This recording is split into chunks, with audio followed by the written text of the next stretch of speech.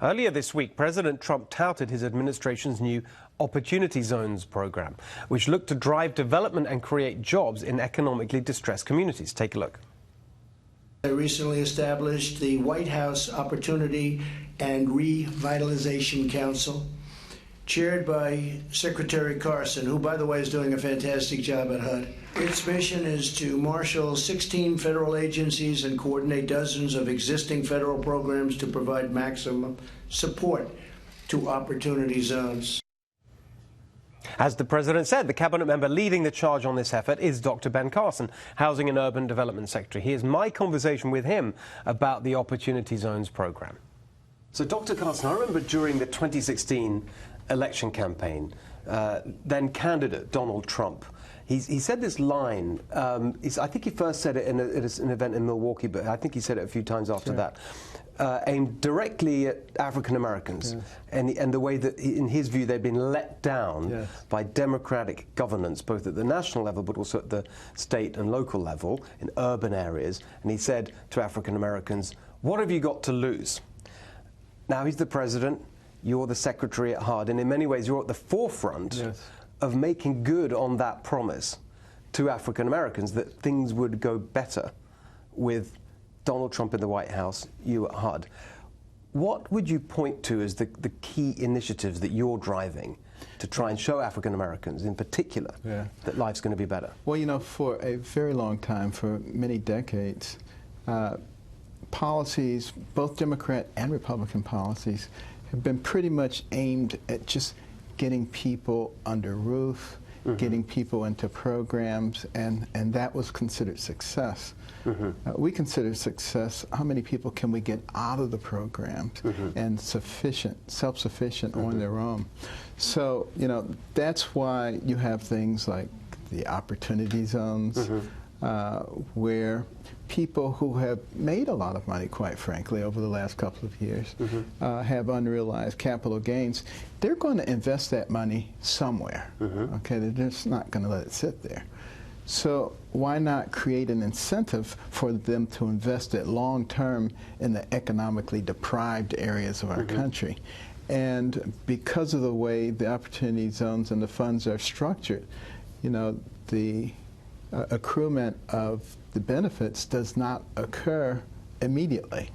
You have to leave them in for 5 years before you get a 10% decrement in the original capital gains investment that would be old. An additional 2 years, you get another 5%. You leave it in for 10 years. You don't have to pay any capital gains on the new money that was gained from the investment. So you have a reason to leave it in there. But the other thing is, you're not going to just make an investment and walk away. You're going to be very interested in the return on your investment. So you're going to be continuing to look at that area and do those things and create those relationships that make sure that things are successful. So what kind of investments are we talking about here?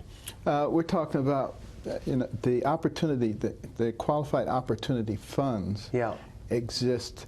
And they are able to be attracted to some of the various different endeavors that are going on. So businesses, you know, a lot of the initial money that's been committed is devoted to, you know, multifamily housing. So it's new housing. Yes. Is it? New housing and rehabilitated housing. Right. So how many opportunity zones are there in the country? There's 8,761. Wow.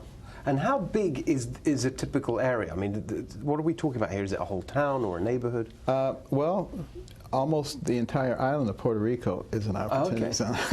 So, you know, it varies, the different ones. The smaller states obviously don't have as many or as big. You know, some of the larger states have several hundred opportunity zones. And they're chosen by the governors themselves. And the governors do this in consultation with the people in their state, because they're the ones who really have a good impression of the areas that really need to be developed. So is this, is there a kind of even balance between urban and rural, or how do you see that all playing out? Well, you know, even though we're called the, you know, the U.S. Department of Urban Housing and Urban Development, Obviously, we're very concerned about the rural areas too, and there are multiple rural areas that are included within the opportunity zones. And we're very interested in housing in rural areas, and particularly, utilizing advances in housing. You take things like manufactured housing. Most times when people think of that, they think about trailers. Well, we have moved so far beyond that, and the manufactured housing stock now is beautiful. It looks better than site-built housing. When you say manufactured, does that mean kind of just like ready assembled? Like modular, already assembled, can be put together very quickly on a foundation, and they tend to weather storms better than site-built homes. And they're about 30% less expensive. So a lot of this, the political conversation isn't focused on these sorts of details. It feels to me like you're kind of operating to some extent under the radar of the sort of day-to-day. Well, you necessarily do you like that, or would you like to have more attention on what you're doing? You necessarily work under the radar because the radar doesn't like to talk about good things that are going on. I always tell people, if you really want to know what's going on at HUD, go to HUD.gov and just look at the list of accomplishments. You'll be blown away. Good to see you, Dr. Carson. Thank you very much. A pleasure. Thank you.